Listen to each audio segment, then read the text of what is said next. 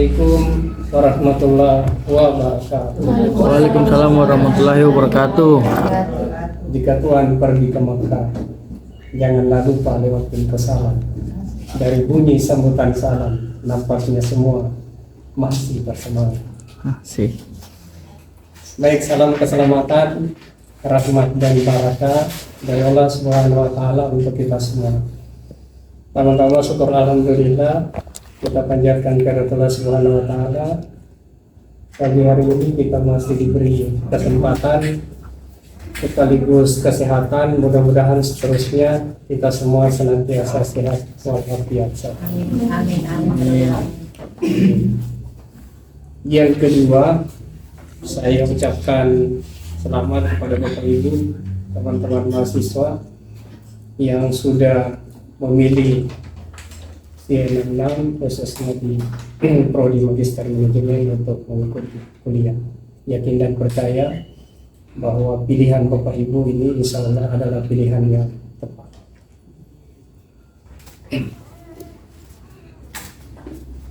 Kemudian silakan cari. Kemudian bahwa mata kuliah manajemen operasi dan kualitas ini, kalau di Pak Dr. Noval di operasional itu lebih banyak kita bicara tentang teknis operasional, kasus-kasus di perusahaan. Tapi di manajemen kualitas ini paradigmanya mungkin 180% nanti berbeda. Karena kita di manajemen kualitas ini saya lebih banyak nanti mengarahkan Bapak Ibu kepada value. Jadi berkaitan dengan soal-soal nilai yang nanti ada kaitannya dengan soal sumber daya manusia, soal input, resources, kemudian proses, kemudian output, sampai kepada persoalan yang berkaitan dengan konsumen. Tapi ini nanti pendekatannya adalah pendekatan yang bersifat nilai. Nah, oleh karena itu nanti saya akan arahkan pembelajaran kita ini, paradigmanya itu adalah pada paradigma yang berkaitan dengan pandangan kitab suci terhadap objek yang kita bicarakan. Kemudian kita lihat dari sisi textbook. Setelah itu kita lihat dari hasil kajian empiris. Ya, itu nanti kita akan berkenalan dengan hasil-hasil penelitian yang dipublikasi oleh jurnal. Lalu setelah itu kita membuat semacam sintesa dan itulah yang akan menjadi materi pembelajaran kita dan kita akan nanti diskusi.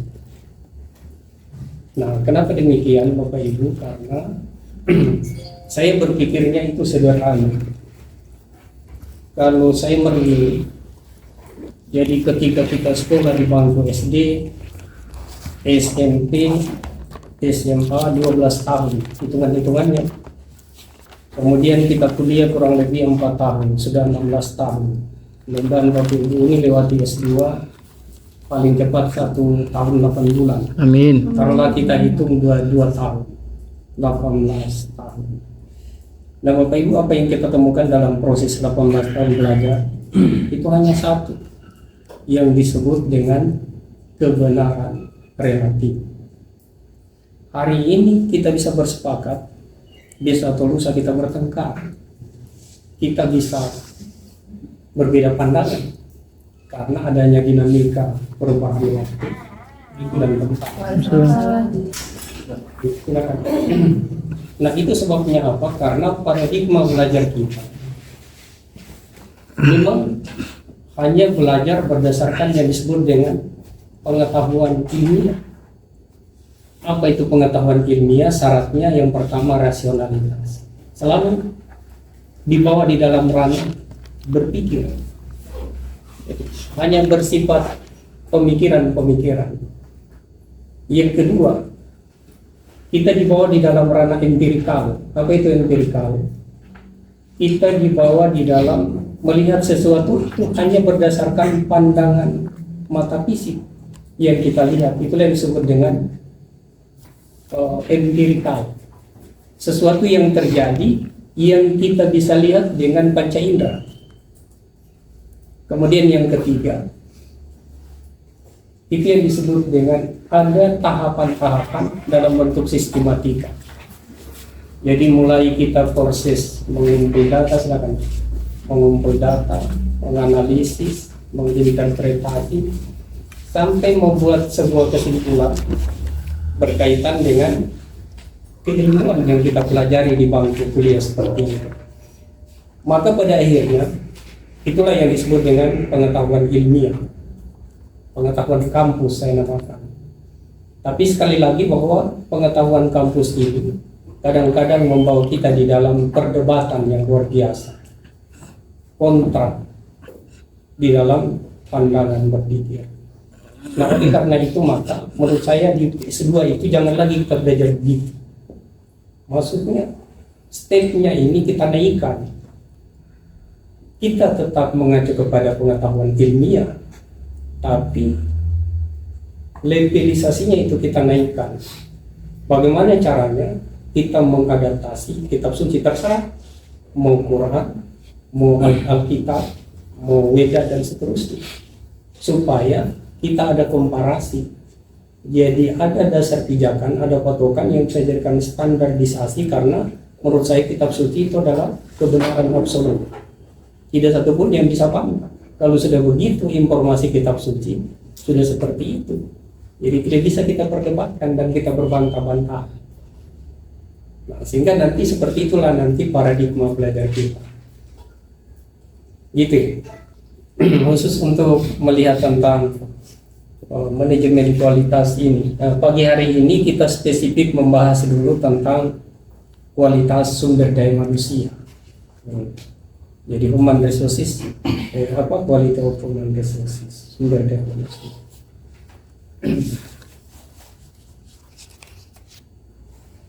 Nah, sebelum kita masuk pada materi, saya ingatkan ulang tentang prolog pintu masuknya ilmu, ya, supaya nanti belajar kita bagus dan ilmu itu dia menjadi langgeng di dalam diri kita. Sekali lagi ini hanya sekedar mengingatkan Bapak Ibu, teman-teman mahasiswa. Nomor satu, kalau kita belajar, kalau kita yang Muslim ini selalu pasti Bismillah. Bismillahirrahmanirrahim. Kalau yang non Muslim ya dia sesuaikan. Misalnya atas nama Tuhan Yesus saya belajar, atas nama Sang Hyang Widiwasa saya belajar. Kenapa demikian Bapak Ibu? Supaya ruang kelas ini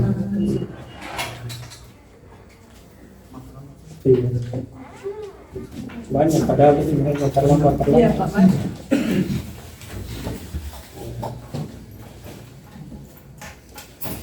Iya, kenapa mesti ada nama Allah yang harus kita sebut di memulai pembelajaran seperti ini?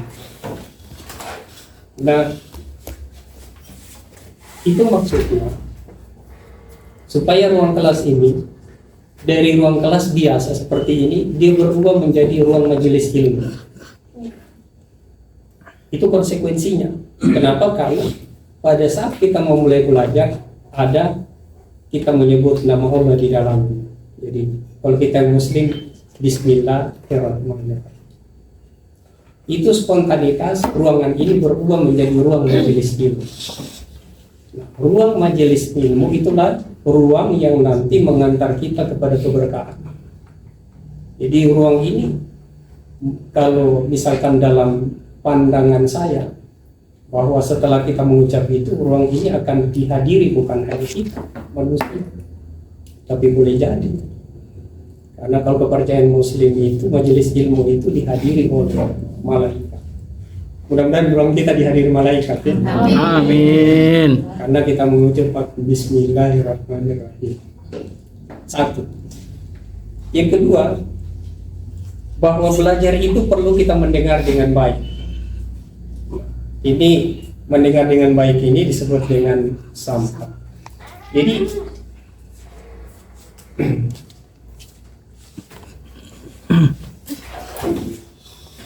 kalau saya cerita dulu waktu saya sementara kuliah, itu ketika dosen sudah masuk, dan memang saya tidak pernah terlambat waktu kuliah, pasti saya duluan. Kemudian duduk saya itu biasanya di dekatnya dosen, biasanya berhadapan seperti Bapak ini. Dan apa yang saya lakukan? Yang saya lakukan adalah duduk dengan baik, kemudian menyimak, mendengar dengan baik. Nah, mendengar yang dimaksud ini bukan hanya soal pelibatan telinga fisik kanan, tapi pelibatannya adalah yang disebut dengan mendengar dengan kalbu. Sehingga apa yang kita dengar itu dia langsung masuk ke dalam kalbu, kemudian dia terekam di bawah sadar. Nah, Bapak Ibu, coba kita tes ini, pendengaran ini dengan anak-anak kita di rumah. Ketika kita perdengarkan misalnya lagu-lagu, gitu ya, itu biasanya kalau kita suruh dia review kembali tentang lagu itu dia bisa ulangi dengan tanpa salah. Kalau kita misalnya cerita dongeng kepada dia, dongeng pengantar tidur ya, baru nanti besok kita suruh ceritakan. Coba cerita dongeng semalam yang Anda dengar. Dia bisa ceritakan dongeng itu dengan baik dan tidak ada yang tahu. Maka itulah semuanya disebut dengan mendengar dengan baik. Kenapa dia bisa? Karena dia mendengar dengan nuraninya, dia mendengar dengan kalbunya. Jadi itu rahasia belajar yang paling bagus. Jadi kalau di kampung saya itu ada orang tua yang sudah umur itu sampai sekarang itu dia masih hidup. Kira-kira kalau ditaksir sudah 95 tahun. Tapi kalau kasih Quran dia tidak bisa baca. Tapi anehnya kalau kita kasih tahu coba baca surah ini misalnya, pasti dia bisa ngaji dengan benar. Kenapa? Karena dari kecil dia tidak pernah belajar kitab suci Al-Quran itu dengan membaca teks. Tapi dia bilang dia belajar hanya mendengar. Tapi dia bisa mereview kembali pendengarannya, hasil pendengarannya itu dengan tanpa salah.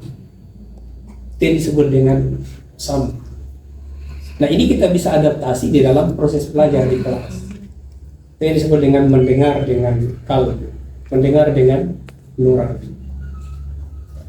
Dua ya. Oke. Yang ketiga disebut dengan berkonsentrasi penuh. Ini disebut dengan absar. Apa implementasinya? Jadi saya kadang-kadang waktu biasanya kita diundang pertemuan, pakai itu di LLDP, di sana banyak teman-teman dosen dari berbagai macam perguruan tinggi. Apa mereka bilang? Salah satu keluhannya itu dianggap, katanya ini mahasiswa kita zaman sekarang tidak sama kita dulu.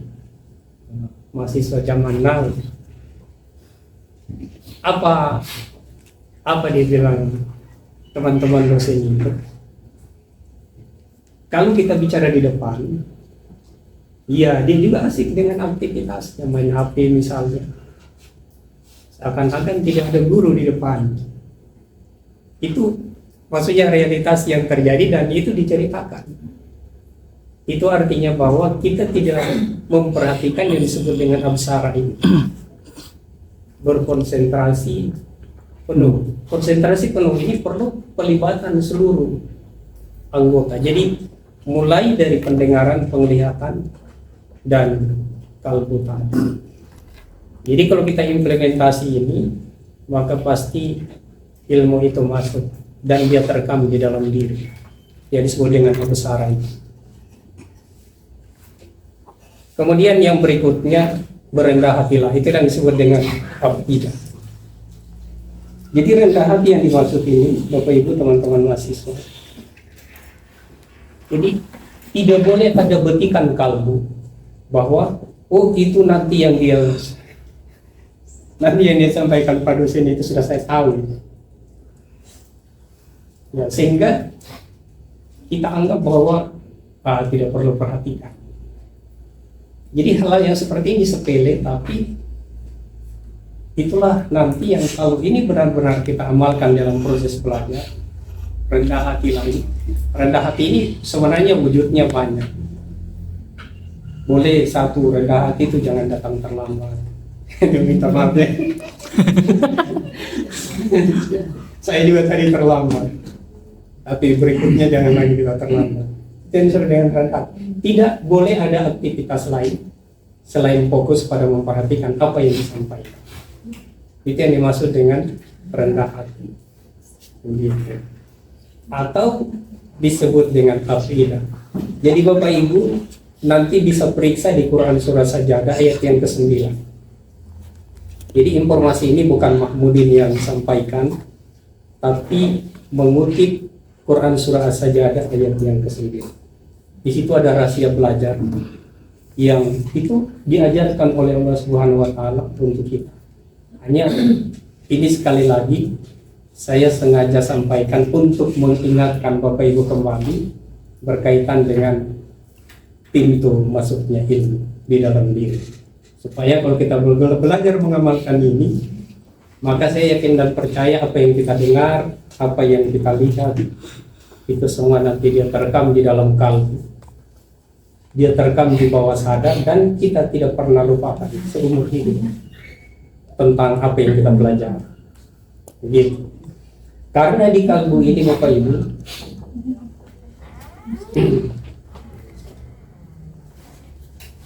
di kalbu ini Bapak Ibu ada satu ruang yang itu menurut saya adalah ruang yang disebut dengan perpus unlimited. Jadi kalau perpustakaan kita ini ada ruangannya terbatas, buku-bukunya terbatas. Tapi di dalam diri kita ini, di kalbu kita ini ada unlimited purpose. Nah, bagaimana caranya mengaktifkan unlimited purpose itu? Supaya kita memiliki banyak sekali pengetahuan, gitu ya. Nah, itulah antara lain yang harus kita perhatikan, bahwa ini sebenarnya adalah jalan pintas untuk kita bisa masuk pada unlimited purpose yang kita miliki di dalam diri kita sendiri. Hebat manusia ini, karena dia sebenarnya adalah unlimited purpose. Gitu ya. Kemudian yang terakhir teman-teman Bapak Ibu, dalam belajar harus ditutup dengan doa. Insya Allah sebentar setelah kita kuliah kita berdoa. Mudah-mudahan semua kita sehat dan pengetahuan itu masuk di dalam diri kita dan memberikan hikmah. Nah teman-teman Bapak Ibu, jika ini kita laksanakan maka kita diantar pada 4 hal ini yang disebut dengan pemahaman ilmu. Jadi kita akan memiliki pemahaman yang luar biasa berkaitan dengan apa yang kita pelajari. Dan yang kedua, kita dapatkan disebut dengan keberkahan. Nah ini yang mahal, Bapak Ibu, teman-teman mahasiswa, keberkahan ilmu itu mahal. Nah kenapa ilmu jadi berkah? Karena ternyata jangan jauh-jauh di kita saja. Misalnya di kelas ini ada salah seorang di antara kita yang dianggap dia paling paham, dia paling kuasai materi. Biasanya dicari-cari itu dengan teman-teman. Biasanya dia dijadikan rujukan. Nah karena seperti itu, iya, seperti itu. Biasanya orang seperti ini karena dia dicari, dia dibutuhkan, makanya nanti ilmunya jadi berkah. Nah keberkahan ilmu ini nanti bagiannya mengantar pada yang disebut dengan sinar ilmu. Jadi kalau ilmu sudah bersinar, itulah nanti kita akan dicari-cari dan itulah orang yang banyak memberi manfaat, karena yang namanya sinar itu dia bisa menjadi penerang di mana-mana dia dicari. Gitu ya, yang disebut dengan sinar ilmu. Dan yang terakhir, sinar ilmu ini mengantar kepada sukses dan kita menjadi manusia yang berkualitas.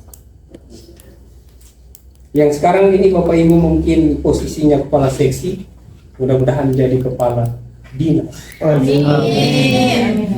Yang sekarang ini boleh jadi guru, bisa jadi kepala sekolah. Gitu. Jomblo menikah. Yang jomblo boleh jadi menikah. Asalkan Asalkan jangan yang kerja di rumah itu jadi mayat. Yang lagi bicara kayaknya udah lama nih.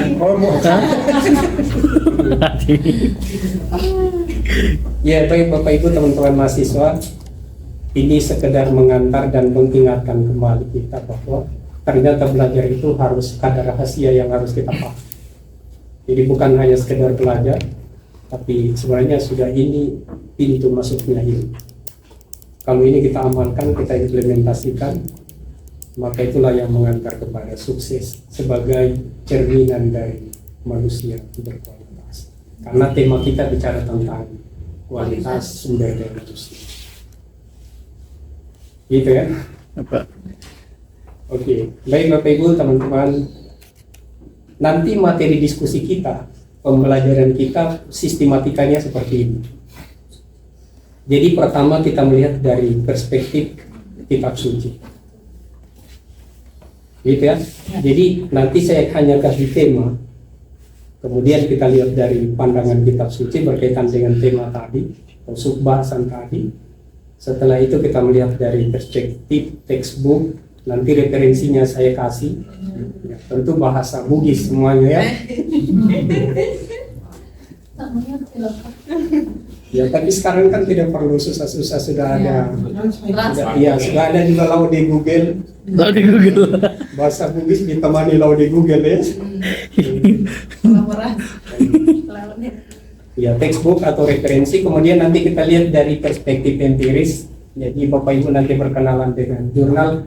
Insya Allah saya ada kesempatan untuk nanti memberi penjelasan berkaitan bagaimana bisa mendapatkan kajian empiris. Kemudian kita membuat sintesa. Jadi sintesa ini semacam kesimpulan yang berkaitan dengan substansi apa yang dibahas di kitab suci seterusnya. Kemudian nanti harus ada sumber referensi. Sistematika kita yang ini saja. Jadi tidak perlu panjang materi ini. 2-3 lembar cukup. Yang penting substantif. Yang penting intisari. Yang penting bernilai. Yang penting dia itu berbobot, bermakna, dan memberi manfaat. Gitu ya. Jadi ini sistematika kita nanti bisa juga didokumentasikan bahwa nanti kita membahas seperti ini sistematika bahasan kita.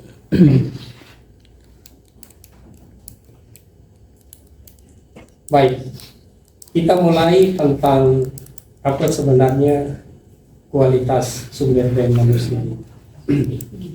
Bapak Ibu, sebelum saya terangkan, saya mau minta ya pendapat dari Bapak Ibu teman-teman mahasiswa, paling tidak pemahaman dasar tentang apa yang kita pahami tentang yang disebut dengan sumber daya manusia ini. Ada yang mau memberikan pandangan? Spontanitas saja ya, tidak usah dicari di Google.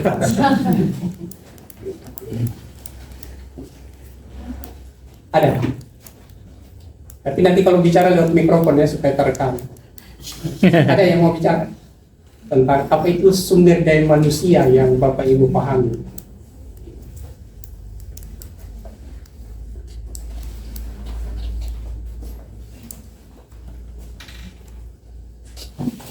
Siapa yang ingin berpendapat? Tidak ada. Baik.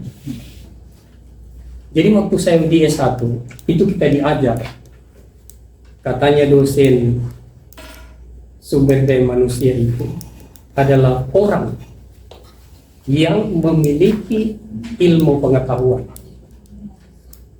dan keterampilan, memiliki perilaku yang baik sehingga dia bisa mencipta lapangan kerja untuk dirinya dan orang lain, atau paling tidak dia bisa diserap oleh lapangan kerja yang tersedia saat ini. Itu yang dimaksud dengan sumber daya manusia. Jadi saya ulang, orang yang ada ilmunya, ada skillnya, perilakunya baik, sehingga dengan ilmu, skill, itu dia bisa membuat lapangan kerja bagi dirinya dan orang lain, atau kalau dia tidak bisa menciptakan lapangan kerja, dia bisa diserap oleh lapangan kerja yang ada. Itu yang disebut dengan sumber daya manusia. Jadi komponennya ada ilmu, ada skill, ada perilaku yang baik. Nah, perilaku yang baik ini disebut dengan attitude. Jadi ada knowledge, ada skill, ada attitude. Itu yang disebut dengan sumber daya manusia. Gitu ya, itu poinnya. Nah, sekarang kita lihat dalam perspektif pandangan kitab suci. Apa kata kitab suci tentang sumber daya manusia itu? Kita lihat dulu ya. Yang pertama, ternyata yang disebut dengan sumber daya manusia itu yang pertama adalah orang yang harus memiliki yang disebut dengan faith. Apa itu faith? Yaitu iman. Coba, ini baru satu kita sudah berbeda dengan konsep tadi. Bahwa ternyata selama ini kita belajar tentang textbook dan referensi tentang yang disebut dengan sumber daya manusia itu, selalu kita bicara tentang ilmu pengetahuan. Nah, ternyata di dalam perspektif pandangan kitab suci, dia melihat bahwa sumber daya manusia itu harus diawali dengan yang disebut dengan iman. Coba, berbeda, iman. Nah, Bapak Ibu teman-teman, apa sesungguhnya iman itu?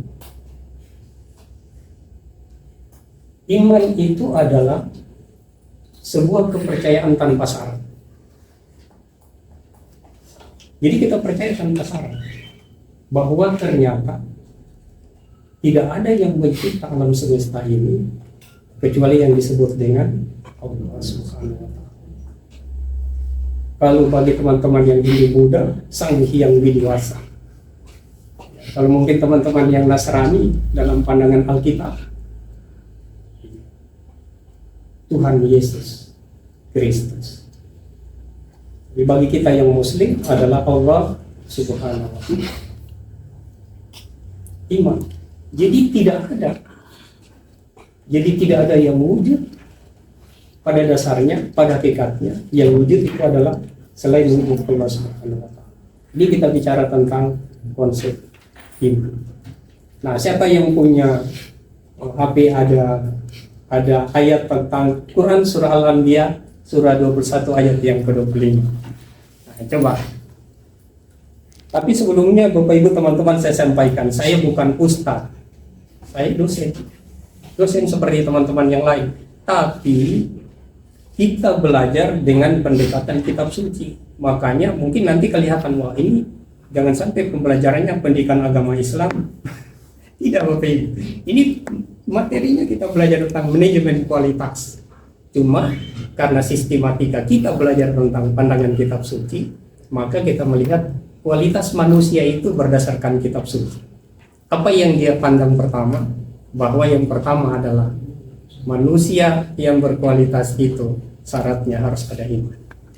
Satu ya. Siapa yang punya referensi HP itu? Ada Al-Quran digital. Quran surah Al-Anbiya ayat 21. Surah 21 ayat yang ke-25. Silakan. Yang bukan yang ini Pak, dan kami tidak mengutus seseorang rasul pun sebelum. Ya, oke. Dibaca ulang supaya dengar ya Bapak Ibu. Dan kami tidak mengutus seorang rasul pun sebelum engkau, Ya. Muhammad, melainkan kami wahyukan kepadanya bahwa tidak ada Tuhan yang berhak disembah selain aku, maka sembahlah aku. Oke, kita garis bawah lagi ya. Dia bilang ayat tadi ini bukan Mahmudin, sekali lagi yang bilang. Dan kami tidak mengutus engkau ya Muhammad. Kami tidak mengutus engkau, melainkan kami perintahkan. Jadi diperintahkan untuk menyampaikan kepada manusia bahwa tidak ada Tuhan yang berhak untuk disembah selain Allah Subhanahu wa Ta'ala. Ini diperintahkan kepada Nabi Muhammad SAW dan orang-orang yang diutus sebelum dia. Berarti mulai dari Adam sampai Nabi Isa. Jadi diberitahu itu, katakan itu bahwa tidak ada Tuhan selain Allah Subhanahu wa taala. Gitu ya. Itu yang disebut dengan manifestasi dari yang disebut dengan iman.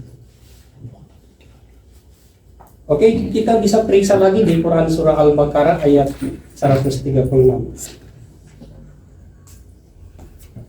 Al-Baqarah 136. Katakanlah kami beriman kepada Allah dan kepada apa yang diturunkan kepada kami dan kepada apa yang diturunkan kepada Ibrahim, Ismail, Ishak, Yakub dan anak cucunya. Oke, berarti dulu sampai situ. Kami beriman kepada apa yang diturunkan kepada Ibrahim.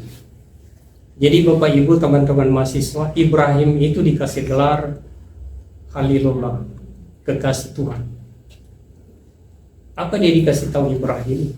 Ibrahim, kamu itu kasihku, katanya Allah Subhanahu wa taala. Saya cuma suruh kamu, Ibrahim, nanti kasih tahu pada manusia, tidak ada Tuhan selain aku, Allah. Itu maksudnya. Datang lagi Ismail. Ismail itu Bapak Ibu tahu gelarnya Ismail, saya kan tahu gelarnya Ismail. Jadi yang tahu ya. Ismail itu gelarnya adalah Ismail Zabiullah. Itu Zabiullah maksudnya Ismail itu engkau ini sembelihan Tuhan. Kayak dia disembelih dulu tapi tidak jadi kan? Nah, Ismail, kamu itu dikasih gelar sembelihan. Saya suruh kamu hanya satu, katakan pada nanti manusia, kaum yang kamu pimpin itu tidak ada Tuhan selain saya. Siapa lagi dia suruh di situ? Ya. Ishak itu juga dikasih tahu, Ishak kamu ini nabi. Nanti perintahkan kepada kaummu supaya mereka mengatakan tidak ada Tuhan selain aku. Kepada Nabi Musa, ada yang tahu gelarnya Musa? Musa itu digelar perkataan Tuhan. Jadi kalimullah. Musa, kamu saya perintahkan, katakan kepada umat manusia tidak ada Tuhan selain aku. Pada Nabi Isa, apa dikasih tahu Isa? Isa kamu ini adalah ruh saya. Makanya itu dia Isa digelar Isa Ruhullah. Katakan nanti kepada kaum Bani Israel tidak ada Tuhan selain aku. Datanglah Nabi Muhammad SAW. Apa dikasih tahu Nabi Muhammad SAW? Muhammad, kamu adalah utusanku. Kasih tahu nanti umat manusia, termasuk kita semua, tidak ada Tuhan selain aku. Nah, itulah sebenarnya semua para nabi ini orang-orang yang berkualitas. Jadi mereka semua itu orang-orang berkualitas, orang-orang yang dipilih. Kelasnya mereka itu bukan kelas kita, tapi kelas berkualitas. Itu yang disebut dengan sumber daya manusia yang berkualitas. Ternyata mereka diperintahkan sama semuanya. Mereka diperintah tentang iman. Apa itu iman? Itu kepercayaan tanpa syarat bahwa tidak ada Tuhan selain Allah. Itu tugas utama mereka, menyampaikan. Jadi orang yang berkualitas sesungguhnya, sumber daya manusia yang berkualitas itu adalah sumber daya manusia yang harus melekat itu iman. Apa itu iman? Kepercayaan tanpa syarat bahwa memang tidak ada Tuhan selain Allah. Artinya tidak boleh ada dualisme di dalam pikiran, kalbu, dan implementasi perbuatan kita. Sehingga jangan sampai nanti ada di antara kita yang masih percaya kalau di Buton sana itu masih ada yang percaya kris pusaka. Memang betul ada yang kris itu yang kalau misalnya ini air sungai itu begini, dikasih begini itu kris, dia bisa jalan berlawan dengan air sungai. Sehingga dipercayai itu memiliki kekuatan yang luar biasa. Dan mereka percaya bahwa ketika memegang itu mereka memiliki karisma dan keberanian yang luar biasa. Ketika misalnya terjadi perkelahian, mereka tidak akan bisa mati terbunuh ketika memegang keris itu. Tapi ini adalah kontaminasi iman. Maka itu menjadi berbahaya.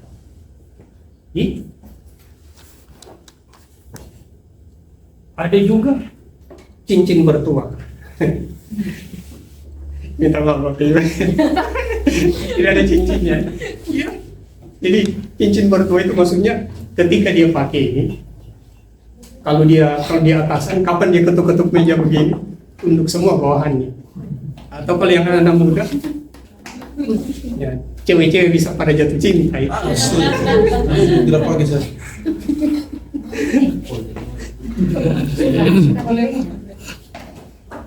Ya, jadi itu yang disebut dengan kontaminasi ini.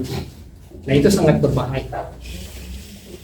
Makanya manusia yang ada kualitas itu adalah manusia yang dia percaya tanpa syarat. Tidak ada dualisme kekuatan dalam kehidupan ini. Jadi tidak ada wujud yang lain selain wujud penciptaan semesta.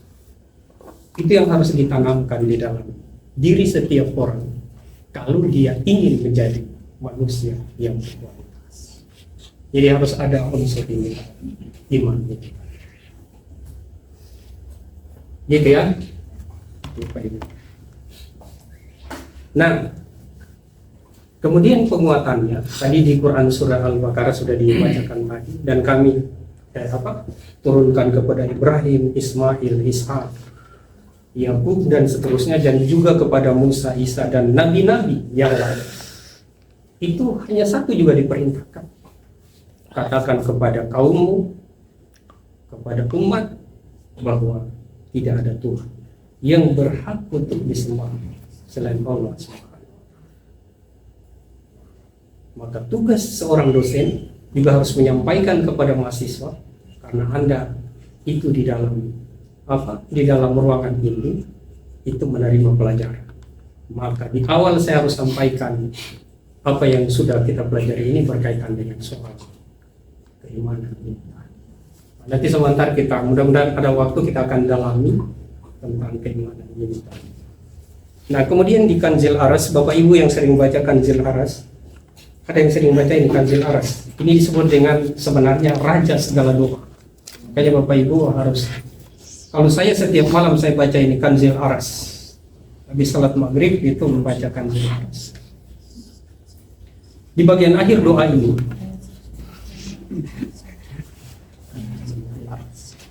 Kanzil Aras itu kalau ada yang punya Quran kecil, nanti cari doa Kanzil Aras, raja segala doa. Nah, di sana dimulai dengan kalimat di bagian akhir ya. Itu ada kalimat begini, la ilaha illallah Adam syafiullah. Tidak ada Tuhan dan Adam adalah hamba yang disucikan. Itu kalimat tauhid tadi, kalimat iman.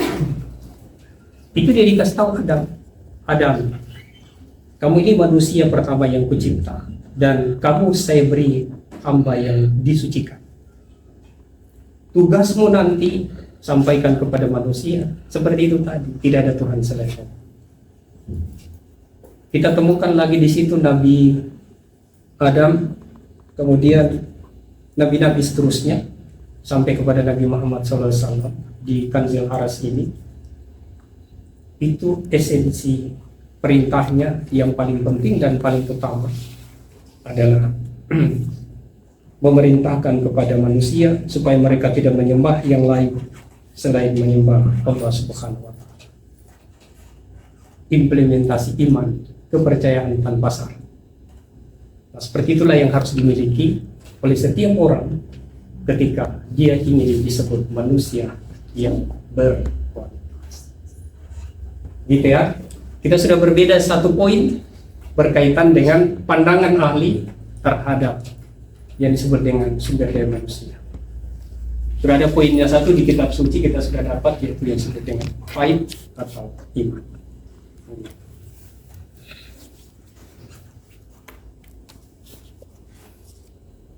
Yang kedua, ini saya singkat-singkat saja, nanti kita lebih dalam kepada faid tadi ya, nanti sebentar.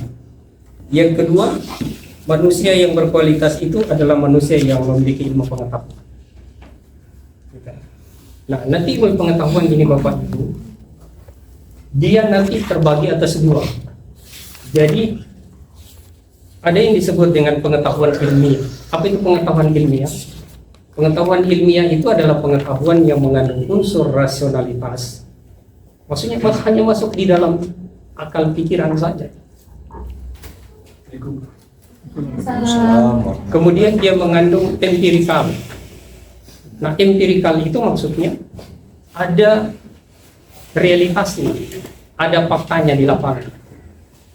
Dan yang ketiga, dia sistematis. Jadi itulah pengetahuan yang kita dapat di bangku kuliah seperti ini, Bapak Ibu teman-teman. Jadi kita kuliah ini, yang tadi sudah saya sampaikan kurang lebih 18 tahun. Kalau saya doakan Bapak Ibu nanti bisa lanjut sampai S3, paling cepat 3 tahun. Amin. Ya, 22 tahun kita belajar. Itu hanya satu yang kita dapatkan nanti disebut dengan kebenaran mistik, kebenaran relatif. Makanya jangan heran dokter-dokter itu biasa bertengkar kalau kita seminar atau ketemu, padahal kita melihat objek yang sama, bisa berbeda pandangan. Kenapa? Karena kita belajar ilmu, tapi ilmu itu disebut pengetahuan ilmiah yang kita belajar di kampus ini. Nah, ada lagi satu pengetahuan Bapak Ibu teman-teman manusia yang hebat. Kalau saya namakan itu dia tidak lewat baca buku, dia tidak lewat belajar seperti ini, tapi ilmu itu dia masuk dengan lewat kalbu, terbuka kalbu, memahami tentang sesuatu. Nah, itulah yang disebut dengan pengetahuan hikmah, dan itu sulit terbantahkan oleh pengetahuan ilmiah di kampus. Nah, integrasi antara pengetahuan ilmiah di kampus dengan pengetahuan hikmah, itulah yang menurut saya justru mendorong seseorang untuk memiliki kualitas yang nanti berbeda dengan orang yang lain. Karena kita kalau hanya modal pengetahuan ilmiah itu tadi hanya di arena rasionalitas yang tampak oleh panca indera. Sementara pengetahuan hikmah itu dia berkaitan dengan soal kalbu. Jadi kalbu yang terbuka, yang menerima siraman-siraman cahaya ilmu, itu membuat orang memahami esensi, memahami tentang nilai, memahami tentang hakikat. Maka orang itu ketika dia berbicara, itu bermuatan nilai. Pesan-pesannya itu bernilai, tidak sekedar asbun. Tahu asal itu asbun ya? Asal bunyi, tong kosong nyaring bunyi. Gitu. Nah, jadi Bapak Ibu nanti kita belajar bisnis seperti itu. Nah, dari mana pengetahuan hikmah itu lahir? Itu dia lahir karena iman yang mantap tadi, faid yang bagus tadi. Jadi faid yang memandang bahwa tidak ada yang wujud selain wujud Allah Subhanahu wa Ta'ala, itu ternyata membuka kalbu untuk masuknya sinar ilmu. Maka kita memiliki ilmu hikmah, dan biasanya orang memiliki ilmu hikmah ini, apa yang dia sampaikan itu sulit didebat oleh orang ilmiah di kampus ini, meskipun pendidikan itu sudah doktor atau profesor. Karena dia hanya bicara di soal ilmiah, sementara ini dia bicara di ranah ilmiah dan ranah kalbu. Nah, kalau kalbu ini sudah kuat untuk memberi jalan penerangan kepada seseorang, biasanya Bapak Ibu contoh-contoh kecil saja, itu orang-orang tua kita. Saya biasa perhatikan, dulu tidak ada HP, tidak ada telepon yang seterusnya. Tapi dia hanya duduk merenung sebentar sejenak, baru dia bilang begini. Misalnya dia mau berangkat menuju sesuatu. Ya, kalau menurut saya dia tanya kalbunya, jalanlah. Begitu dia jalan, mungkin kalbunya sudah menuntun dia. Ternyata apa yang tuju di sana, bertemu dengan seseorang, orang itu dia temukan pada waktu yang tepat, tujuannya mudah tercapai, dan tidak ada hambatan. Nah, itu karena bicara pengetahuan hikmah tadi. Jadi dia tertuntun dengan kalbu itu tadi. Nah, sama kita belajar begini. Jadi tidak bisa kita hanya mengandal kepada pengetahuan yang didengar kita dari dosen ini, tapi harus ada upaya lain yang bisa kita lakukan supaya pengetahuan itu masuk di dalam diri tanpa lewat ruangan belajar seperti ini. Itu disebut dengan pengetahuan hikmah. Nah, integrasi dua pengetahuan ini itulah yang membuat seseorang berkualitas, memiliki nilai. Gitu ya, karena kita bicara tentang sumber daya manusia.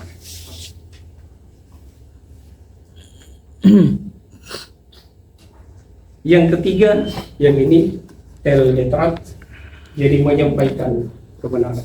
Orang yang sudah ada iman yang bagus, dia memiliki ilmu, baik pengetahuan hikmah maupun pengetahuan. Tugas selanjutnya adalah harus dia sampaikan kebenaran. Menjadi penyangga. Bapak Ibu ini sudah calon-calon master, berarti nanti calon-calon pimpinan di unit kerja masing-masing. Maka tugas nanti Bapak Ibu adalah menyampaikan yang benar dan mencegah yang salah. Itu orang yang berkualitas. Dia dianugerahi, dia dibebani tanggung jawab untuk menyampaikan kebenaran. Dan inilah Bapak Ibu teman-teman mahasiswa, kalau saya sampaikan di awal tadi bahwa manusia berkualitas itu yang di dalam agama disebut dengan nabi atau rasul, mereka itu diperintah untuk menyampaikan kebenaran. Tugas kita juga seperti itu, menyampaikan kebenaran dan di dalam menyampaikan sesuatu yang benar, Bapak Ibu, kadang-kadang kita mesti digoda dan tantangannya itu tidak berat, tidak ringan. Jadi biasanya penyampai kebenaran itu dia dihadapkan dengan tantangan-tantangan, godaan-godaan, bahkan caci maki, bahkan juga lebih dari itu. Nah, maka di situ dibutuhkan satu poin yang disebut dengan harus ada kesabaran. Nih, behave pasien harus memiliki kesabaran. Jadi sama dengan Bapak Ibu datang di sini, mungkin masih anak-anak tidur pagi, gitu ya, Ibu. Tapi kita mesti datang. Ada tadi yang saya dengar dari Polaka, dari Polaka Timur, dari Konawe dan seterusnya. Mesti datang pagi-pagi. Ya, jadi berarti itu harus ada memang perilaku kesabaran. Itulah kira-kira gambaran tentang yang disebut dengan kualitas sumber daya manusia. Manusia yang berkualitas dalam pandangan kitab suci, poin-poinnya ini antara lain adalah orang yang harus ada iman, ada ilmu, tapi ilmu tadi pengetahuan ilmiah dan pengetahuan hikmah, dan dia punya misi menyampaikan kebenaran itu tadi karena iman dan ilmu tadi. Kemudian dia memiliki yang terakhir ini adalah kesabaran. Ini pandangan kitab suci berkaitan dengan yang disebut dengan kualitas sumber daya manusia. Nah, Bapak Ibu teman-teman, kalau kita lihat dari definisi yang saya sampaikan tadi, poinnya adalah ilmu, tapi ilmu yang dimaksud adalah pengetahuan ilmiah di kampus. Jadi apa yang hilang? Yang hilang dia tidak mengkait tentang yang disebut dengan pengetahuan itu. Yang saya sebutkan tadi bahwa itu dia muncul karena ada iman yang baik sehingga masuklah ilmu itu di dalam diri seseorang. Jadi tanpa belajar, tanpa baca buku, tanpa diajar, tapi kalbunya terbuka mendapatkan ilmu itu. Gitu ya, itu yang disebut dengan pengetahuan itu. Nah, jadi dengan demikian, kalau kita komparasi antara pandangan kitab suci dengan pandangan textbook, jadi ada dua poin yang tidak tercakup di dalam pandangan textbook tentang yang disebut dengan manusia berkualitas, yaitu iman dan pengetahuan itu. Kalau di textbook, 3 tadi, pengetahuan, skill, kemudian attitude atau perilaku. Nah, itu sekilas berkaitan dengan. Nah, Bapak Ibu, kita masuk dalam, saya lewati saja dulu beberapa poin ini. Kita masuk kepada iman, ya. Jadi iman itu mengenal Tuhan. Ini yang kita mau dalami dulu, mudah-mudahan cukup waktunya. Saya butuh kira-kira, sebenarnya ini paling tidak 1 jam, tapi nanti saya padatkan ya. Karena waktu kita sudah setengah jam. Siap. Nah, Bapak Ibu teman-teman, tadi bahwa manusia berkualitas itu adalah manusia yang harus ada iman yang pertama. Jadi iman ini kepercayaan tanpa syarat bahwa tidak ada Tuhan yang berhak disembah selain pencipta alam semesta. Nah, yang jadi soal adalah bagaimana mengenal Tuhan. Kenal diri sendiri dulu. Bagaimana mengenal Kenal diri sendiri. diri sendiri. Pintu masuk mengenal Tuhan adalah mengenal diri sendiri. Nah, perlu saya sampaikan, Bapak Ibu teman-teman mahasiswa, ini mungkin kita sudah dikasih kasih umur. Sudah ada mungkin yang 30 tahun, 40 tahun, 50 tahun. Sudah ada yang 50 tahun di sini. 48. Ibu 48 ya? Sudah, Bapak sudah 50 tahun. Saya 30, belum boros juga. 60 30 boros juga. Nah, saya menyampaikan dulu, nanti sebentar saya buka sesi tanya jawab ya, supaya nanti tidak terpotong-potong. Begini, ini karena I love you all, karena saya itu sayang Anda semua, saya cinta Anda semua, makanya saya kasih syarat. Jadi kalau kita sudah sekarang usia 50 tahun, 40 tahun, 30 tahun, kalau yang kita Islam, kita sembahyang, kita puasa, kita zikir, kita mengaji. Kalau yang Muslim, kita kebaktian dan seterusnya, pergi di vipara dan seterusnya. Tidak kenal Allah, maka semua yang kita lakukan itu dianggap tidak sah, menjadi batal. Bagaimana mungkin kita beribadah? Misalnya Muslim ya, bagaimana mungkin beribadah, tapi kita tidak kenal dekat yang kita ibadahi itu. Jadi sia-sia. Jadi itu hanya pandangan sepihak kita bahwa yang kita kerjakan ini diterima dan itu sah, diterima sebagai catatan amal ibadah. Itu hanya menurut pemikiran kita saja. Tapi nanti di hadapan Tuhan itu tidak diterima karena Tuhan dia bilang begini. Pak Ketua siapa namanya? Iya Pak. Ardiansa. Zul Pak. Zul, iya. Zul ini dia sembahyang, dia puasa, dia mengaji, tapi dia tidak tahu saya. Bagaimana cara? Tidak diterima itu semua. Jadi hati-hati. Itulah iman. Iman itu mengantar kepada harus paham tentang yang disebut dengan Tuhan itu. Untuk mengenal Tuhan, pintu masuknya adalah harus mengenal diri sendiri. Nah, Bapak Ibu, 13 tahun Nabi Muhammad itu di Mekah. Dia hanya mengajar umat tentang yang disebut dengan mengenal Tuhan ini 13 tahun. Kalau masalah sembahyang, masalah ibadah, masalah akhlak, itu nanti dia sudah pindah di Madinah 10 tahun. Tapi berkaitan dengan mengenal diri, mengenal Tuhan, itu 13 tahun porsi waktunya. Lebih banyak itu daripada yang ibadah, masalah sembahyang dan akhlak.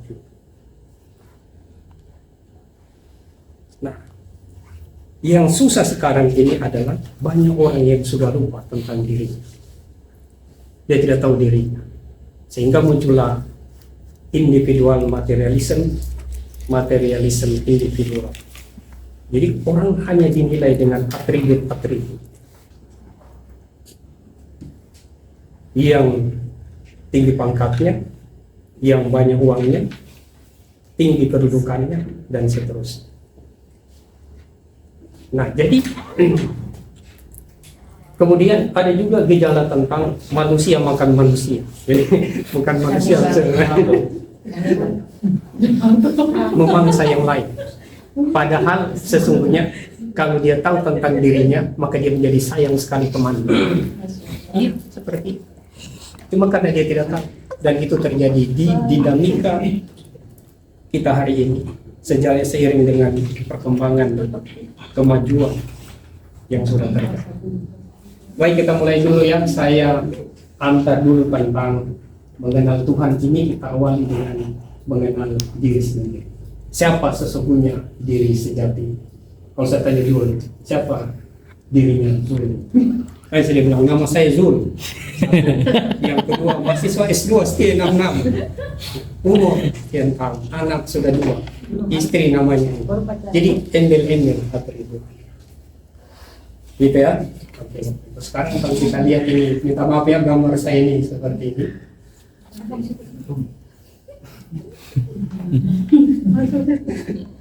Itu yang khusus.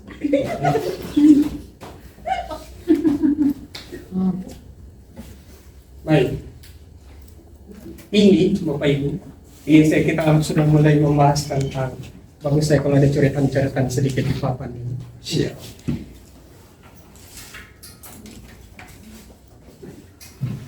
Ada.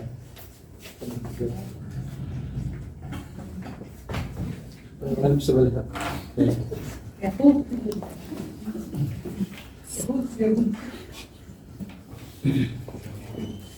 Manusia ya, kita ini semua.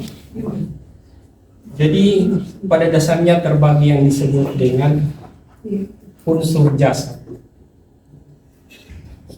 Jasad ini jasmani yang tampak kelihatan.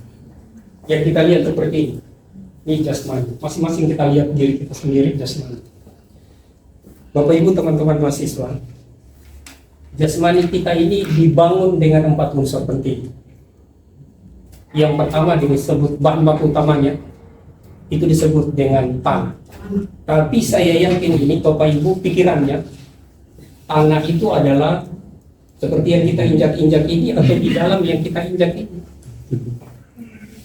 Ada merah bercampur hitam-hitam, ada yang putih pasir-pasir.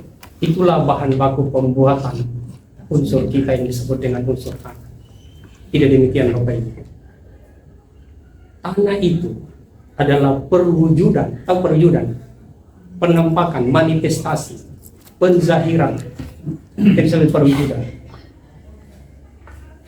Jadi itu perwujudan dari sifat Allah yang disebut dengan sifat kesempurnaan. Kalau diistilahkan, ini ya, kalau saya istilahkan, ini jasad ini. Ini perwujudannya adalah yang disebut dengan kesempurnaan. Kesempurnaan Tuhan, kesempurnaan Tuhan. Ini sifat. Maka dia wujud kesempurnaan ini dalam bentuk tanah. Jadi tanah ini adalah penzahiran sifat Tuhan yang disebut dengan sifat kesempurnaan. Itulah yang dalam bahasa referensi agama kita kenal yang disebut dengan kamalullah, sifat kesempurnaan. Itu wujud dari sifat itu, maka terbentuklah tanah. Tanah kemudian ini wujud di dalam diri kita. Ini wujud dia dalam diri kita. Inilah yang disebut dengan kulit dan daging. Kulit dan daging. Maka Bapak Ibu lihat diri masing-masing ada kulit dan di dalamnya ada daging. Jadi di gambar ini ilustrasinya ada kulit dan ada daging. Ini unsur tanah ya. Yang kedua, unsur pembentukan manusia yang kedua adalah yang disebut dengan, saya tahu, air. Jangan Bapak Ibu berpikir bahwa air itu air telaga yang bening, air sungai, air kali, air gunung, air aqua, air yang lain-lain. Bukan.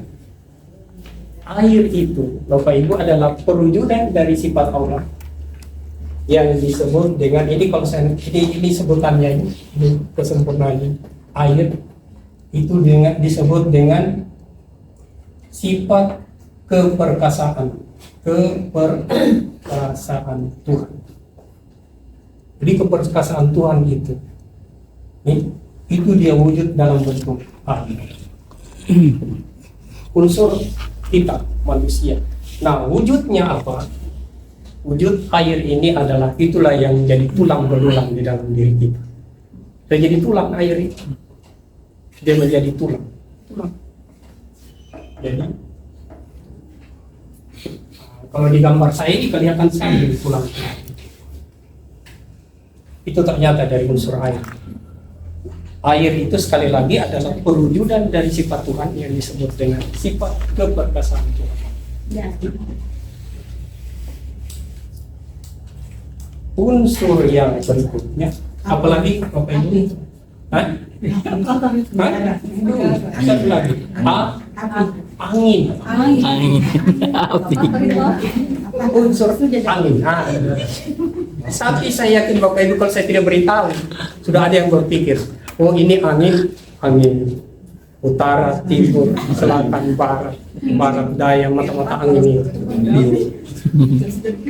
Bukan. Jadi angin itu adalah perwujudan, manifestasi, perubahan bentuk dari sifat Tuhan yang disebut dengan ini disebut dengan kalau indah, gagah, cantik,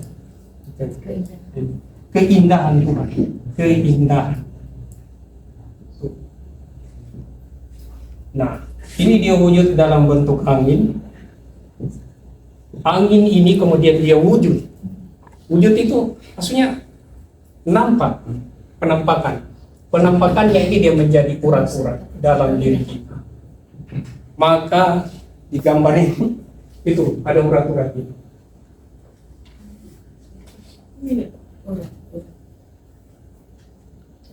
Ya kalau bisa dicatat.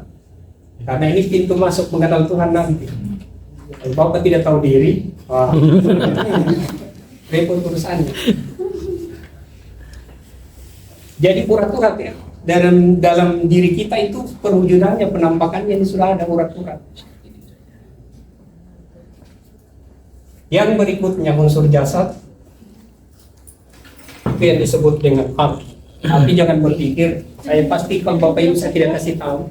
Ada yang bilang, oh api hasil dari dulu karena tidak ada korek, tidak ada gas. Orang pakai api itu begini, Kak, batu dengan batu, maka muncul api. Bukan itu. Jadi api itu adalah perwujudan dari ini kesempurnaan, keperkasaan, keindahan, dan yang terakhir itu adalah perwujudan dari kebesaran. Kebesaran Tuhan. Ini disebut dengan jalal. Kalau bahasa agamanya ini jalal. Jalal, jamal, jamal, bahar, kamal. Kebesaran Tuhan. Wujud dia kebesaran Tuhan ini.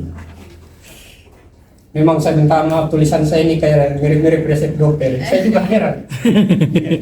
Waktu saya dulu D1 bagus sekali tulisan. Tapi begitu sudah S2 apalagi di S3 langsung jadi jelek. Ternyata kecepatan berpikir itu mempengaruhi tangan. Akhirnya tulisan jadi jelek. Tulisan jadi jelek karena dikasih cepat kan. Jadi Bapak Ibu nanti seperti itu, kalau ada yang nanti S3 pasti tulisannya jadi jelek. Kecuali menulis pelan-pelan. Nah, kebesaran Tuhan ini Bapak Ibu teman-teman, dia wujud menjadi api. Api ini, api itu kemudian dia wujud di dalam diri kita. Itulah yang disebut dengan darah yang mengalir di dalam sekujur tubuh kita. Darah. Jadi darah. Coba kalau tidak ada 4 unsur ini, tidak bisa terbangun yang disebut dengan jasad ini. Ini baru sisi yang kelihatan. Jasad manusia. Oke. Nah, ini Bapak Ibu, baru ini semua ini masih berbentuk. Kalau saya makan ini masih patung ini. Nih, patung. Kalau dalam bahasa agama disebut dengan batang tubuh. Nih, patung. Itu pembentukannya. Jasad manusia itu jadi dari kesempurnaan Tuhan, keperkasaan Tuhan, keindahan Tuhan atau keelokan Tuhan, kebesaran Tuhan. Dia wujud menjadi 4 unsur ini, tanah, air, angin, api, dan dia wujud lagi di dalam diri kita manusia menjadi kulit dan daging yang Bapak Ibu saksikan, tulang, urat-urat dan darah. Nah, perwujudan yang sudah terbentuk ini masih berbentuk patung. Ini masih berbentuk batang tubuh. Belum bisa goyang-goyang? Belum ya? Ya. Nah, oke. Kenapa?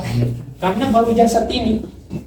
Baru setelah itu muncul sisi yang kedua yang disebut dengan ruh atau sisi batin, rohani. Ini jasad, ini ruh, sisi batin. Ini lapisan yang kedua. Kita sudah bicara lapisan kedua. Ini taruhlah lapisan pertama yang tampak kelihatan. Lapisan yang kedua, ruh. Nih, apa kata Tuhan? Dia bilang Tuhan begini. Nanti Bapak Ibu bisa periksa di Quran Surah Al-Anbiya ayat 185. Tapi sekali lagi saya bukan ustadz ya. Saya dosen saja biasa yang mengkaji tentang pandangan kitab suci berkaitan dengan pengetahuan. Jika ada yang bertanya kepada engkau tentang ruh, mari kita fokus dulu. Jika ada yang bertanya kepada engkau tentang ruh, katakan itu adalah pengetahuan Tuhanku. Dan kamu diberi pengetahuan tentang ruh hanya sedikit sekali. Tapi catatannya Bapak Ibu, sedikit menurut Tuhan, itu banyak menurut kita. Maka tugas kita adalah belajar dan bertanya. Karena ini berkaitan dengan keselamatan. Belajar dan bertanya. Makanya ini saya sampaikan karena tadi di awal saya sudah I love you all. Karena saya sayang Anda, makanya saya kasih tahu. Nah, ruh ditiupkanlah ruh.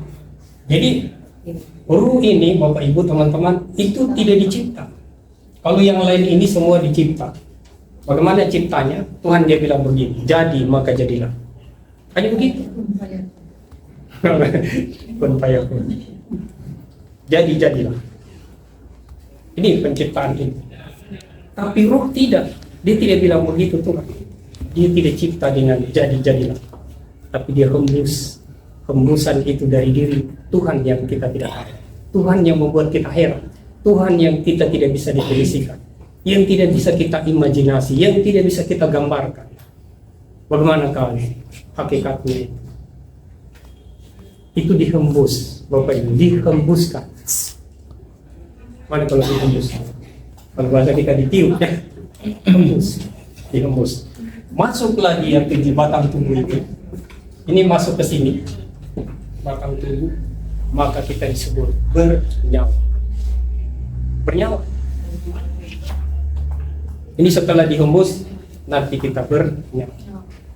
Ini setelah itu nanti bernyawa. Nyawa ini Bapak Ibu, kemudian dia wujud. Tahu wujud tadi yang saya bahasakan? Wujud itu nampak. Dia makin kelihatan, makin jelas, makin tegas, makin terang. Gitu. Nampaklah nyawa ini, ruh ini tadi, dia masuk di dalam batang tubuh ini, patung ini.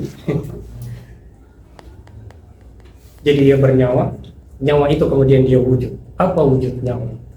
Itulah yang masuk dan keluar. Maka kita disebut dengan bernapas. Bernapaslah kita. Adakah yang tidak bernapas di sini? Bernapas. Tidak bernapas. Pas. Bernafas juga namanya. Pakai saya namanya bernafas juga. Memangnya ikan. Ikan sop-sop. Jadi kita menjadi bernapas, ada napas. Nah, tapi Bapak Ibu ini semua belum selesai. Saya minum dulu ya. Saya perempuan. Bismillah. Efek air ulang. Perhatikan Bapak Ibu supaya paham tentang dirinya masing-masing ya. Iya, Pak. Bernapas. Bapak Ibu teman-teman mahasiswa, ini ruh ini, saya pengen tahu di mana tempatnya ruh. Nggak ada yang tahu. Nah, ketika ruh ini dia masuk di dalam batang tubuh, kemudian dia dihembus ke telinga kita. Ruh itu kemudian bernama Samba. Samba itu tadi yang saya bicarakan di awal. Maka yang mendengar Bapak Ibu bukan telinga ini. Ini ditempel hanya alat. Ini hanya alat untuk mendengar. Tapi sesungguhnya bukan telinga yang mendengar.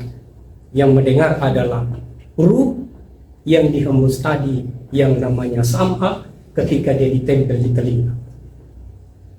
Sam'a yang mendengar. Jadi Bapak Ibu jangan anggap telinga Anda yang mendengar. Enggak. Tapi Sam'a, sifat Tuhan yang disebut dengan Sam'a. Sifat Tuhan yang namanya ruh itu. Ketika dia sampai di telinga, itu disebut dengan Sam'a. Maka dengan Sam'a kita bisa mendengar. Jadi ini boleh jadi nanti kalau belum dikasih tahu, ada yang berpikir apa yang mendengar? Telinga yang mendengar, bukan Bapak Ibu. Yang mendengar adalah sifat Tuhan lewat ruh ini yang disebut dengan Sam'a. Jadi yang mendengar adalah Sam'a. Kalau kita tidak percaya, coba kita tes orang yang sudah mati. Baru kita panggil, dia sudah mati ya, telinganya ada, tidak diiris. Baru kita panggil, Labionda. Oh, Labionda. Dia tidak dengar, padahal ada telinganya. Itu artinya sudah tidak ada ruh di dalam dirinya. Maka ketika ruh itu masuk di telinga, itu namanya Sam'a. Nah, yang kedua, ketika ruh itu masuk di dalam mata, ini mata ya, itulah yang disebut dengan absar. Tadi itu yang di awal materi saya sampaikan, absar. Jadi dengan ruh yang disembus tadi, yang ditempelkan kepada mata ini, maka sesungguhnya bukan mata ini yang menatap, tapi yang menatap adalah ruh yang bernama absar. Maka dengan itu kita melihat. Bapak Ibu kan tidak percaya masuk di kegelapan, padahal kita ada mata, tapi kita tidak bisa melihat di kegelapan malam. Begitu. Jadi sesungguhnya yang melihat adalah ruh yang namanya absar. Gitu ya. Jadi ini kalau kita gambar dalam bentuk orang, oh ini gambarin, nggak usah saya gambarin kalau terus. Nah, di sini tak absar itu. Iya, absar ini mendengar, ditempel di sini. Ini absar melihat. Sam'a absar. Sudah 2. Ini nanti ada 7, bukan hanya 2. Nah, kemudian ruh tadi begitu dimasukkan ke sini, dikonekkan dengan mulut, ya, maka dengan itu kita bisa berbicara, berkata-kata, berpidato, berceramah, memerintah orang, dan seterusnya. Itulah yang disebut ruh ketika dia masuk di area mulut ini, itulah yang disebut dengan kalam. Maka dengan sifat Tuhan, ruh yang namanya kalam ini, kita bisa berbicara, kita bisa berbicara, kita bisa berkata-kata, dan seterusnya. Kalau tidak ada itu, orang tidak bisa berbicara.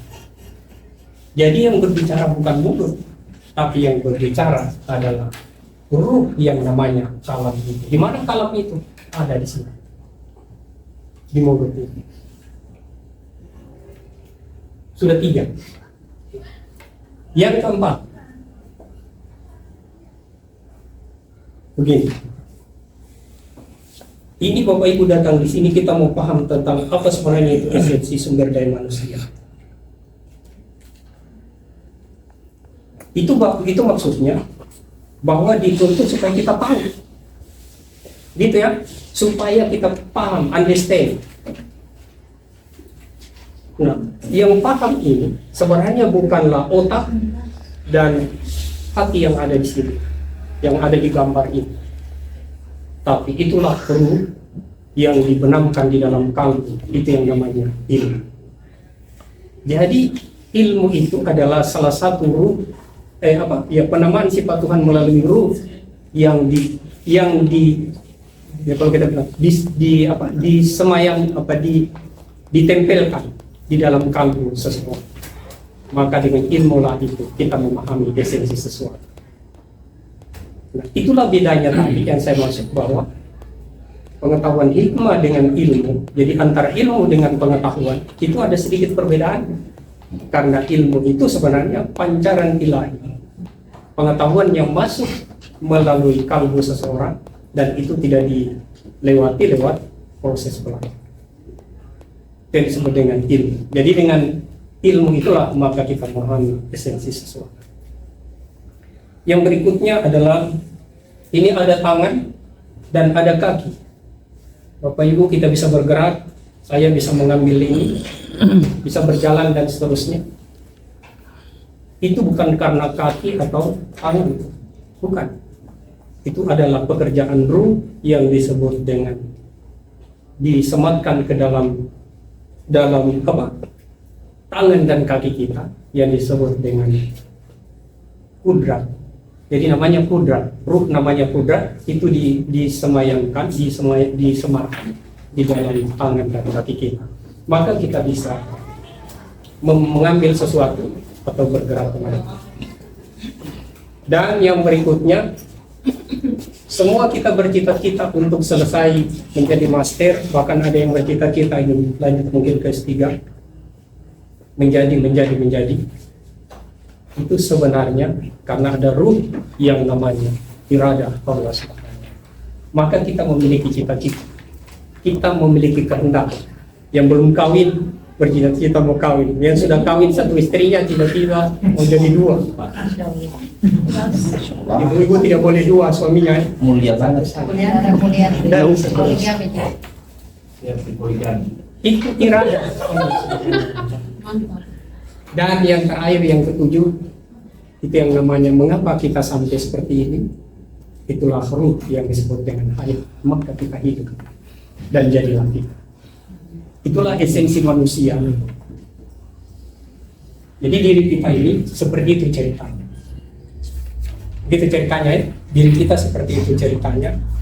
Nanti insya Allah minggu depan kita lanjutkan dengan bagaimana ini koneksinya sampai kepada yang disebut dengan Tuhan itu. Supaya betul-betul setelah kita tahu kita punya diri, nanti kita bisa kenal Tuhan. Ini istilahnya baru pintu masuk. Pintu masuk mengenal Tuhan. Ini masih ada lagi. Jadi setelah ruh ini ada lagi. Baru nanti sampai kita tahu, oh Tuhan yang namanya Tuhan itu ternyata yang ini. Gitu ya. Nanti kita lanjut lagi di minggu depan. Minggu depan saya masih mengajar lagi. Nanti mungkin pertemuan ketiga baru kita mulai diskusi. Nanti saya kasih tugas dengan tema-tema tertentu. Tapi sistematika paling tidak kita sudah paham bahwa belajar kita ini adalah perspektif kitab suci, textbook, kemudian referensi jurnal dan kitab buku. Baik, saya kira itu sebelum kita akhiri masih ada sesi kurang lebih 5 menit. Saya buka untuk kita diskusi. Silakan kalau ada yang ingin bertanya tentang paparan tadi berkaitan dengan materi yang saya sampaikan. Silakan Bapak Ibu. 5 menit lagi, ada waktu.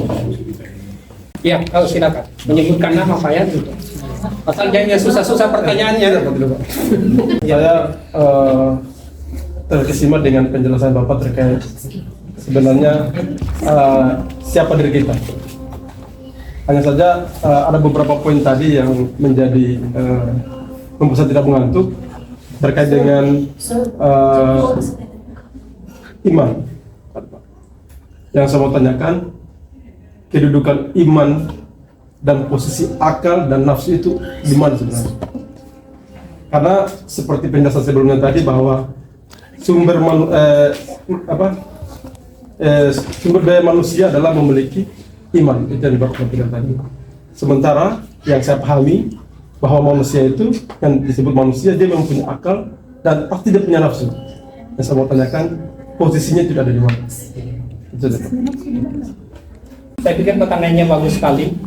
Bagaimana, di mana kedudukan iman, akal, dan nafsu ya? Ya, jadi iman ini tadi itu secara pembatasan berdasarkan definisi tadi sudah diterangkan adalah sebuah kepercayaan tanpa syarat yang kita percaya bahwa tidak ada Tuhan yang wujud selain wujud yang Maha Pencipta. Itu yang disebut dengan iman.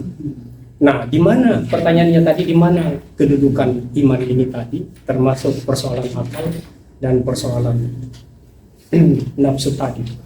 Jadi kedudukan iman itu dia berada pada posisi ketika ruh itu dihembus di dalam batang tubuh. Jadi iman ini dia berkedudukan di kalbu. Makanya itu di kalbu itu, di situ kalau kita pelajari dengan soal yang berkaitan dengan sifat-sifat Tuhan, itu semuanya kalau kita bahasa disematkan atau ditempelkan. Maksudnya dia pelimpahannya ke situ. Jadi iman ini makanya dia berkaitan dengan soal yang disebut dengan soal kalbu. Nah, sekarang bicara tentang soal nafsu. Nafsu itu dia berkedudukan di yang disebut dengan irada tadi. Jadi irada ini yang dimaksud adalah bukan hanya kehendak-kehendak yang non nafsu, tapi hal-hal yang bersifat nafsu itu dia ditujukan di situ. Makanya seorang suami bernafsu kepada istrinya, seorang istri juga memiliki nafsu kepada suaminya. Itu karena ada ruh yang namanya irada tadi. Jadi kalau kita berpertanyaannya adalah di mana kedudukan nafsu, maka kedudukan nafsu itu dia berbawaan dengan ruh yang disebut dengan irada Allah Subhanahu wa Ta'ala. Jadi irada itu semua keinginan, semua kehendak, termasuk kehendak nafsu tadi. Jadi nafsu itu boleh jadi ada yang positif dan ada juga nafsu yang tidak positif. Tapi kedudukan dia adalah di ruh tadi yang disematkan pada yang disebut dengan irada tadi. Maka dengan irada tadi orang memiliki nafsu. Jadi ada nafsu yang mutmainnah, ada juga nafsu yang bahimi, nafsu-nafsu kebinatangan. Itu melekat di dalam irada tadi. Tapi ini sebenarnya pekerjaan ruh. Cuma ketika dia disemat di tempat-tempat itu tadi, maka terjadi lagi. Jadi dengan irada maka orang yang memiliki nafsu. Kemudian yang berikutnya terkait dengan soal akal ya, itu juga pekerjaan ruh. Jadi dengan ruh itu maka orang berakal, orang memiliki akal. Jadi akal pikiran. Jadi akal pikiran itu disematkan kalau di dalam bentuk fisik manusia, itulah yang disebut dengan otak. Sematannya di situ. Nah, makanya batasan tentang akal ini dia hanya berkaitan dengan soal-soal yang berkaitan dengan rasionalitas. Dia tidak menyentuh kalbu. Memang ruh, tapi tempat penempelannya itu dia menempel di orang. Jadi di situ posisi. Jadi posisi apa? Itu dia berposisi implementasi daripada ruh itu. Hanya dia penyematannya di sini di orang. Jadi itu posisi. Tapi ini semuanya esensinya satu, yaitu ruh. Nah, nanti sebentar minggu depan kita lanjutkan lagi siapa sebenarnya ruh. Di balik ruh itu ternyata ada lagi. Di balik yang ada lagi itu ada lagi. Dan nanti pada akhirnya kita menemukan yang disebut dengan Tuhan. Supaya nanti kita jelas tentang Tuhan. Karena kalau kita tidak jelas tentang Tuhan, itu maka jangan sampai nanti itu yang disebut nanti kita meninggalkan dunia yang fana ini dalam keadaan buta. Jadi orang yang buta di dunia itu orang yang tidak kenal Tuhan. Kalau dia buta di dunia, mana mungkin bertemu Tuhan? Dia pasti nanti mati, tidak bertemu Tuhan. Dan itulah orang yang mati. Kalau dia mati seperti itu, kalau Islam dia sebut su'ul khatimah, mati meninggalkan dunia yang fana ini dalam keadaan lupa, mati dalam posisi yang tidak bagus. Kenapa tidak bagus? Karena dia tidak kenal Tuhan. Dia sudah beribadah capek-capek, tapi ibadahnya tidak sama. Ini penyebab utamanya hanya satu, karena dia tidak kenal Tuhan. Untuk mengenal Tuhan ini, makanya tadi di awal saya sampaikan, ini 13 tahun diajarkan Nabi Muhammad, periode Mekah 13 tahun. Dan pengetahuan ini terus terang teman-teman terlupakan. Jadi kalau kita bertanya, sebenarnya kamu ini siapa? Paham tidak tentang diri Anda? Dia hanya bisa menyebutkan yang atribut-atribut saja. Dia tidak tahu tentang esensi dalam. Bahwa ternyata diri kita ini ada diri yang sejati. Diri sejati itulah yang nanti memahami tentang Tuhan. Gitu ya. Jadi supaya kita berkualitas, harus kita kenal Tuhan. Kalau tidak kenal Tuhan, itu manusia tidak ada kualitas. Mati seperti binatang nanti. Seperti ular, seperti burung. Insya Allah minggu depan lagi kita lanjut ya. Karena ini sudah waktu. Ya, Bapak Ibu nanti juga sudah kecapean. Kita akhiri dulu kuliah kita. Mari kita berdoa. Bismillahirrahmanirrahim. Alhamdulillahirabbil alamin. Segala puji hanya untuk-Mu. Alhamdulillahirabbil alamin. Allahumma shalli ala sayyidina. Allahumma abtalana wabal khair, wabal barakah, wabal afi. Hamba-hamba mengharapkan kebaikannya, mengharapkan keberkahan dari proses belajar mengajar, mengharapkan kehafiazannya. Allahumma inna nas'aluka ridhaka, hanya ridhamu yang hamba-hamba. Inna nas'aluka ridhaka. Subhana rabbika rabbil izzati amma yasifun, wassalamun ala mursalin. Alhamdulillah. Assalamualaikum warahmatullahi wabarakatuh.